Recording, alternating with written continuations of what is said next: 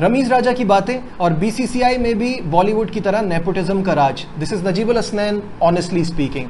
बांग्लादेश से शिकस्त के जख्म अभी भरे नहीं हैं और फॉर्मर क्रिकेटर्स और एक्सपर्ट्स पोस्टमार्टम कर रहे हैं और ये जानने की कोशिश कर रहे हैं कि पाकिस्तान की क्रिकेट यहाँ तक कैसे पहुँची और हम बांग्लादेश से 10 विकेटों से कैसे हमें शिकस्त का सामना करना पड़ा। कुछ लोगों का ये मानना है कि स्पिनर नहीं खिलाया, कुछ कहते हैं सब कॉन्टिनेंट की कंडीशन पे 4 फास्ट बॉलर कौन खिलाता है, कुछ समझते हैं कि आपके स्टार प्लेयर्स को स्टेप अप करना पड़ेगा, कुछ को कप्तानी में खामियां नजर आती हैं और कुछ कहते हैं कि शुरुआत वहाँ से हुई थी जहाँ से आपने सरफराज अहमद को कप्तानी से हटाया था। I agree with all these theories, but मुझे ऐसा लगता है कि रमीज राजा बहुत ही ऑन पॉइंट है और उनका यह मानना है कि पाकिस्तान क्रिकेट का डाउनफॉल जब आया जब आपके फास्ट बॉलिंग एक्सपोज हुई और वो दिन वो था जब एशिया कप में हमने भारत के खिलाफ खेला था।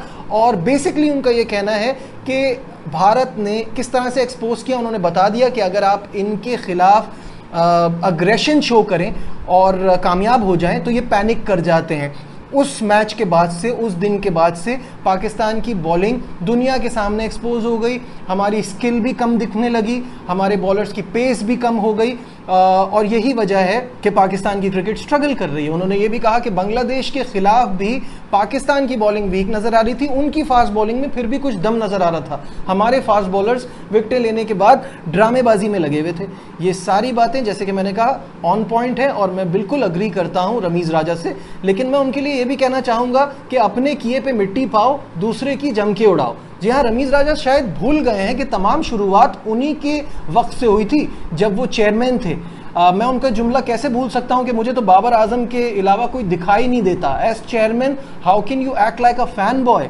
आप जब फैन बन जाएंगे और प्लेयर्स के बारे में ये कहेंगे कि प्लेयर्स हैं तो सब कुछ है, प्लेयर्स नहीं तो क्रिकेट कुछ भी नहीं, तो इसके बाद तो वो ओवर कॉन्फिडेंस हमें नज़र आ रहा है ना। आप सामने वाली टीमों को अंडर एस्टिमेट कर रहे हैं, आपको लग रहा है कि आप दुनिया के सबसे बड़े प्लेयर्स हैं, तो ये करने में तो आप कामयाब हो गए। साथ साथ जो आपने अवाम को, आज आप पिच पे बातें कर रहे हैं, अवाम को आपने ऑस्ट्रेलिया की ड्रॉप इन पिच की जो बत्ती के पीछे लगाया था उसका क्या, मिट्टी भी मंगवाई थी। आपको ये भी अंदाज़ा नहीं था कि ये काम करने के बाद उसको मेंटेन करने का कितना खर्चा आएगा। और जहाँ खर्चे की बात है तो पाकिस्तान जूनियर लीग को कौन भूल सकता है। 85 करोड़ रुपए का जो आपने पाकिस्तान क्रिकेट बोर्ड को टीका लगाया था, उसके बारे में क्या।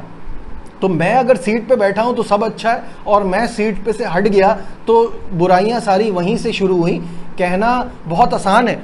और दूसरा ये कि जब आप चेयरमैन थे और हम क्रिटिसिज्म करते थे तो आपका ये कहना होता था कि इनको टीआरपी चाहिए होती है, सब ये 5-6 बजे बैठ के शोज करते हैं और क्रिटिसाइज कर रहे होते हैं। तो आज आप जो यूट्यूब पे कर रहे हैं वो अपने व्यूज़ के लिए कर रहे हैं, नहीं, आपको बुरा लग रहा है, आपका राइट है, आप क्रिटिसाइज कर रहे हैं, लेकिन ऐसा तो ना करें ना कि जब आप टेबल के उस तरफ हों तो सब कुछ सही है, इस तरफ आए तो फिर आप जम के सबको उड़ा रहे हैं और अपना वक्त भूल गए हैं। तो मेरा ख्याल है कि अब शायद रमीज राजा इस बात को समझेंगे, बोलने से पहले थोड़ा सोचेंगे कि पाकिस्तान क्रिकेट का जो डाउनफॉल है उसमें उनका भी बड़ा रोल है। मूविंग ऑन, बात करते हैं अब बीसीसीआई के हवाले से। और बीसीसीआई में भी बॉलीवुड की तरह नेपो किड्स आ रहे हैं।